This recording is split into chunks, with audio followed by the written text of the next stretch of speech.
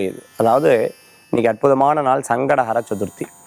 பிள்ளையாருக்கு பௌர்ணமி முடிஞ்சு 4வது நாள் வரக்கூடியது அந்த சங்கடஹர சதுர்த்தின்னு சொல்லுவாள். அப்பேற்பட்ட அற்புதமான இந்த சங்கடஹர சதுர்த்தி விசேஷகரமான சதுர்த்தி. அதாவது மனதில் இருக்கக்கூடிய சங்கடங்களை போக்கக்கூடியது. விநாயகர் லக்ஷ்மி விநாயகர், அதாவது லக்ஷ்மி கணபதி, வித்யா கணபதி, சக்தி கணபதி, செல்வ கணபதி போன்ற பல்வேறு நாமங்களில் பிள்ளையார் நம்ம பார்த்துருப்போம். பிள்ளையார் கோயில்களில் எங்கே இருப்பார்? கோயிலில் நுழைஞ்ச உடனே முன்பகுதியிலையும் கன்னி மூலை, அதாவது கன்னி மூலையில் இருக்கக்கூடிய விநாயகராக இருப்பார். இன்றைக்கி கூட நம்ம வாஸ்து ரீதியாக பார்த்துட்டோம்னா பிள்ளையாரை நம்ம வீட்டுக்கு முன்னாடி வச்சுட்டோம், தெருமுக்கு இருந்தது, வீட்டுக்கு முன்னாடி பிள்ளையாரை வச்சு டெய்லி பூஜை பண்ணோம் அப்படின்னு சொன்னால் அந்த இடத்துல பிள்ளையார் எல்லா விக்னங்களையும் போக்குவார்.